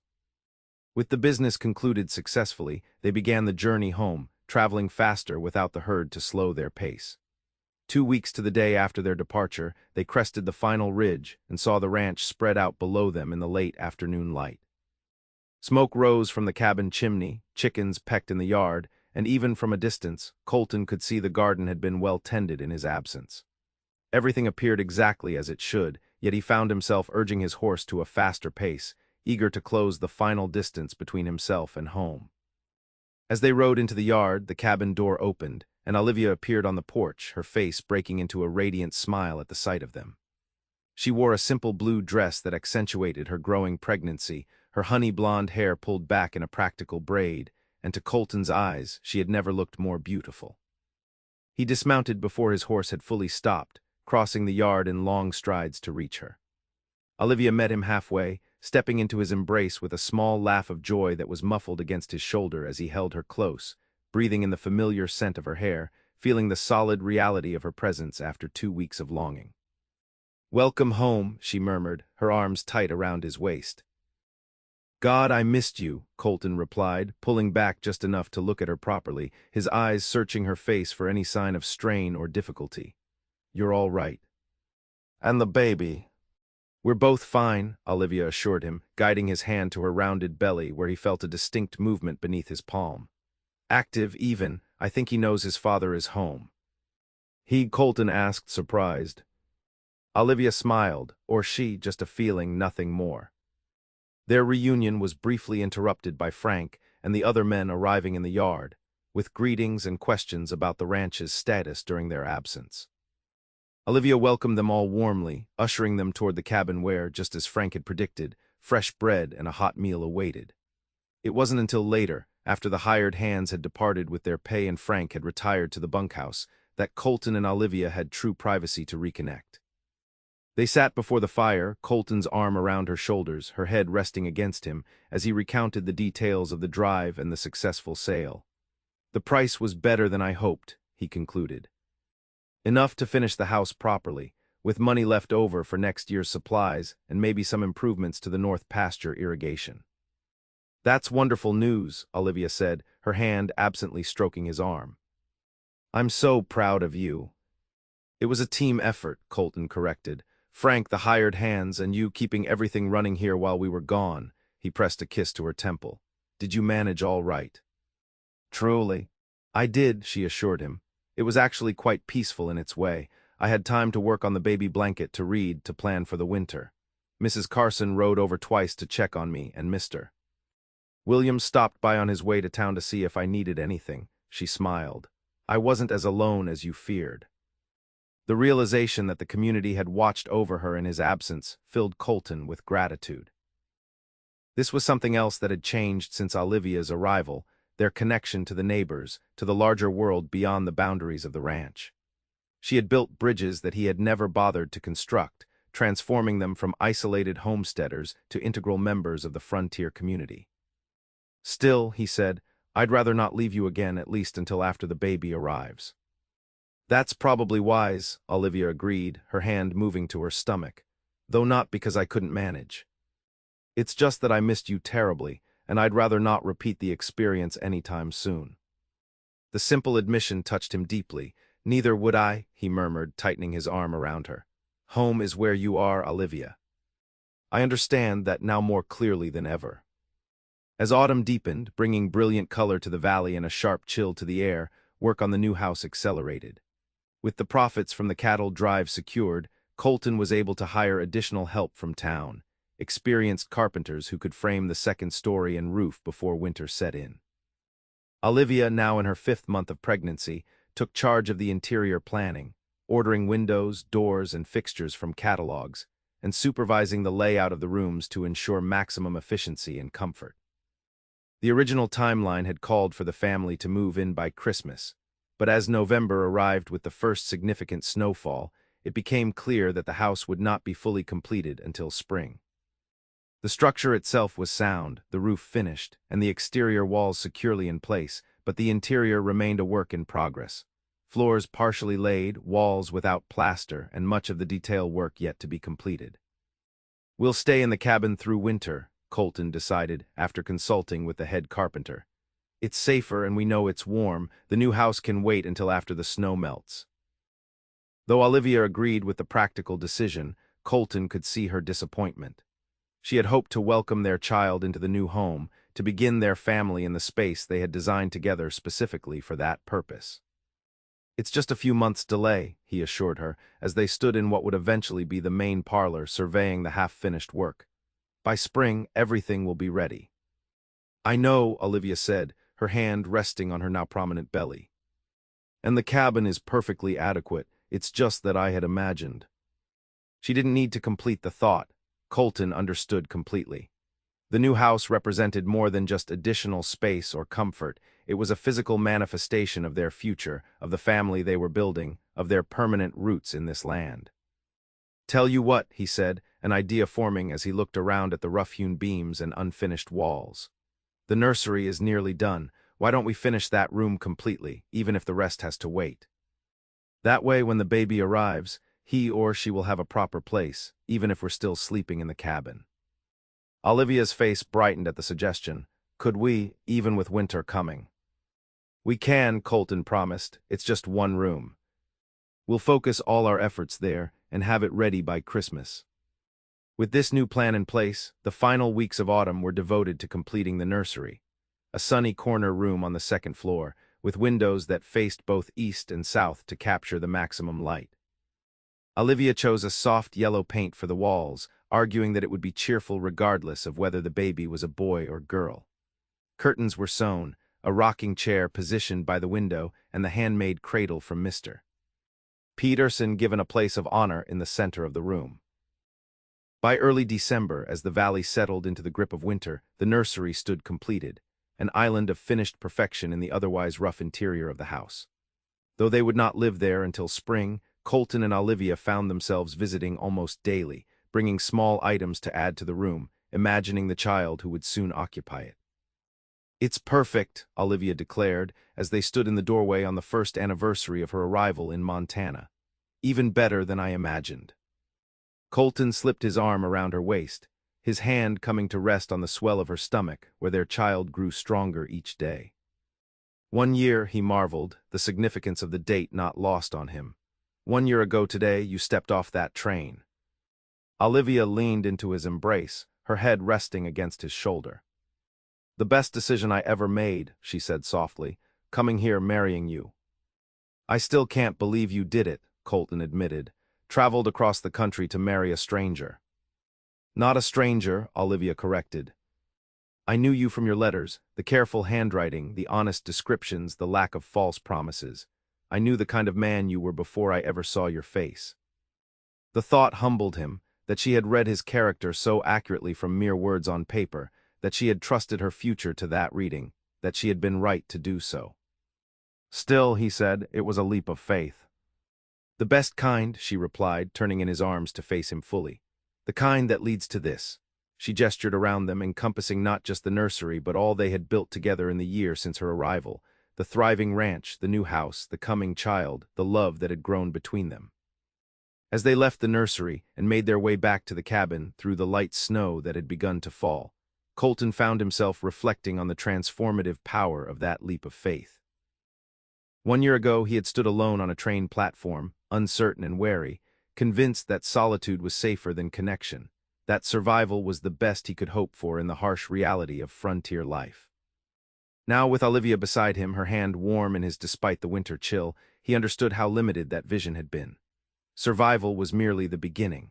Beyond it lay the possibility of true living, of growth, of joy, of legacy, of love that made the hardships of frontier existence not just bearable but worthwhile.